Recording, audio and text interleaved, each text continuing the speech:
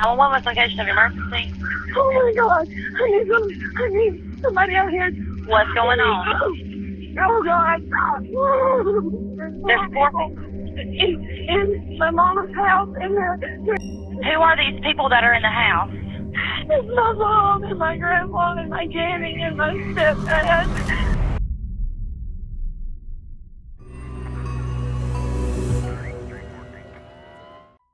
On November 1st, 2015, police were called to a horrifying scene in Pendleton, South Carolina. Inside a trailer home, they found Mike and Kathy Scott, along with their mothers, Barbara Scott and Violet Taylor, brutally murdered. Each victim had been stabbed, their throats slashed, and shot in the head. The gruesome scene was shocking even for seasoned detectives.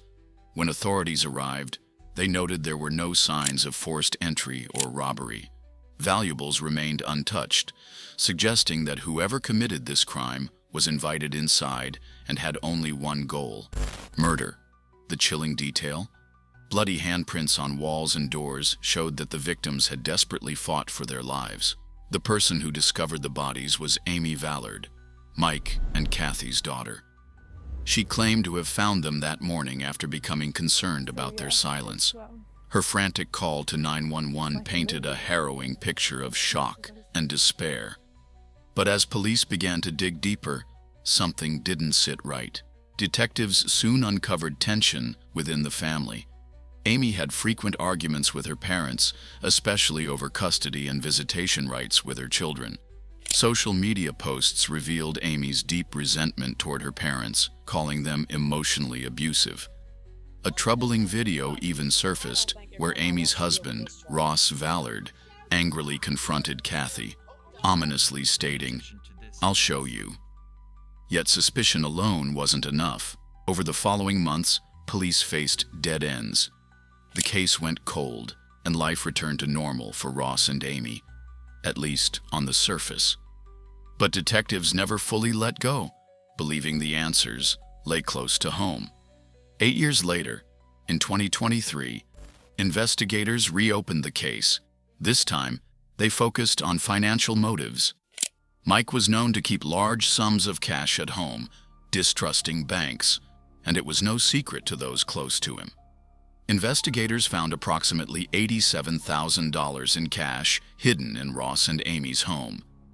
What stood out immediately was that some of the bills matched the serial numbers of $100 notes Mike had photographed shortly before his death. It was the kind of evidence that couldn't be ignored or explained away. Ross claimed the money was simply from years of personal savings, but detectives weren't buying it. Further investigation revealed financial desperation. Ross and Amy's pet grooming business was struggling, earning far less than their extravagant spending. Bank records showed they were on the brink of bankruptcy, making Mike's stash of cash a tempting solution. The turning point came with a small but critical detail, one that tied everything together. While reviewing surveillance footage from the night of the murders, detectives spotted Ross casually walking out of a gas station. At first glance, nothing seemed unusual, but as they zoomed in, they noticed his shoes, a rare model of Asics Gel Speedstar 5. Investigators remembered that the crime scene had bloody footprints, and when they compared the patterns, it was a perfect match. The shoe company itself later confirmed that the tread design found in the house was unique to that specific model. It was the first solid physical evidence that placed Ross inside the murder scene, completely contradicting his earlier claims. This wasn't just a coincidence. This was a breakthrough. In December 2023, police finally confronted Ross and Amy at their home after quietly building a solid case. Ross, unaware of just how much evidence investigators had gathered, tried to keep his story straight. He calmly denied any involvement and stuck to the same narrative he had told for years. But that changed when detectives laid out the damning proof: the distinctive shoes, the matching cash, and the timeline that unraveled his version of events. The moment Ross realized they had undeniable evidence placing him at the crime scene, his confidence began to fade. Realizing he was cornered, Ross shifted gears, trying to downplay his role and suggest that things weren't as clear-cut as they seemed. We're not here because we think you did it or you might have did it. We know you did it. Financially, at the time, things were really bad. We got text messages between you and Amy saying you don't have the money a few weeks before. You don't want to roll the dice on this, I'm telling you. It's not going to come up pretty.